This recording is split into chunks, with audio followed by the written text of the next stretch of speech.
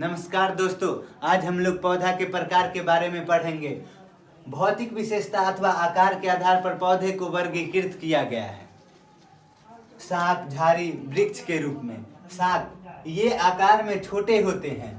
इनका तना हरे रंग का और कोमल होता है, जैसे धनिया, मेथी, पालक, ये सब शाख के अंतर्गत आते हैं। शाख वैसा पौधा कहलाता है जिनका आकार छोटा होता है, तना हरे रंग का होता है तथा कोमल होता है, वे सब शाख कहलाते हैं। जैसे धनिया, मेथी, पालक, ये सब शाख के अंतर्गत आते हैं। अब हम लोग झाड़ी के बारे में पढ़ेंगे। ये आकार में शाख से बड़े होते हैं। इनका तना कठोर होता है परंतु मोटा नहीं होता है। इनके कई सारे शाखाएं इनके तने के आधार से निकलते हैं।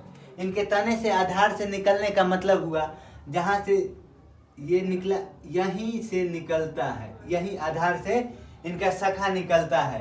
ये सब इस प्रकार का जो भी पौधा होगा वह झाड़ी कहलाता है। जैसे नींबू, गुलाब का पौधा हम लोग देखते हैं तो उसमें जड़ के पास से ही शाखा निकलता है, जिसे हम लोग कहते हैं आधार से निकलता है। ये सब क्या कहलाता है? झाड़ी कहलाता है। अब हम लोग वृक्ष के बारे में पढ़ेंगे। यह आकार में बहुत बड़ा होता है। वृक्ष जो होता है आकार में बहुत बड़ा होता है। इसका तना कठोर, मोटा तथा भूरा रंग का होता है। वृक्ष का जो तना होता है कठोर होता है, मोटा होता है तथा भूरा रंग का होता है।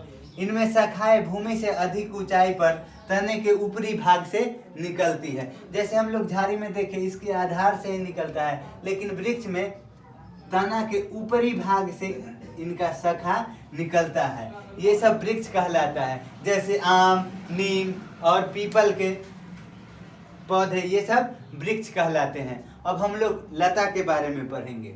लता ये पौधे अत्यंत कमजोर होते हैं जो सीधे स्थिर नहीं हो पाते हैं। इन्हें स्थिर रहने के लिए किसी की आवश्यकता होती है, किसी की सहारे की आवश्यकता होती है। लताएं दो प्रकार के होते हैं। लता दो प्रकार के होते हैं, बिसर्पी लता, आरोही लता। बिसर्पी लता जो हम लोग जब खेत में देखते हैं लता, तो चारों तरफ फैला हुआ रहता है। चारों तरफ फैला, पृथ्वी पर फैला हुआ जो लता रहता है वो बिसर्पी लता होता है। वैसा पौधा जो कमजोर तने वाले पौधे सीधे खड़े नहीं हो सकते, इन्हें बिसर्पी लता कहते हैं। जैसे खीरा, तरबूजा, खरबूजा, ये सब देखिएगा तो जमीन पे ऐसे फैले रहते हैं, इस प्रकार से फैले रहते हैं, इस प्रकार से फैले रहते हैं। वैसे लता बिसर्पी लता कहलाते हैं। अब पढ़ते हैं आरोही लता के बारे में। आरोही लता वैसा पौधा जो कुछ पौधे तथा अन्य किसी की सहायता से सीधे खड़े होते हैं या ऊपर चढ़ते हैं, ऐसे पौधे आरोही लता कहलाते हैं। जैसे मनी प्लांट, अमरबेल, ये किसी न किसी की सहायता से ऊपर चढ़ते हैं, ऐसे लता आरोही लता कहलाते हैं। जड़ के प्रकार, अब जड़ के बारे में हम लोग पढ़ते हैं। जड़ के दो प्रकार होते हैं, मूसला जड़ और झकरा जड़। झकरा जड़ का दूसरा नाम है रेशेदार जड़।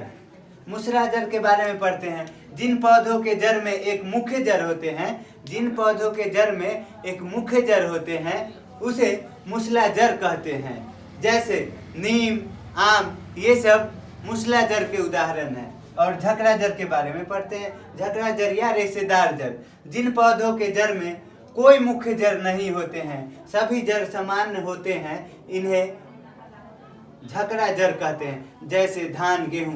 धान का पौधा देखिएगा, जब धान का पौधा छोटा होता है उखाड़ के रोपते हैं, उसे प्रतिरोपण कहते हैं। तो जब हम लोग धान का पौधे को उखाड़ते हैं तो उसका जड़ इस प्रकार का होता है। सभी जड़ तने से निकले होते हैं, इस जड़ को झकरा जड़ कहते हैं। अब मूसला जड़ किस प्रकार का जड़ होता है? मूसला जड़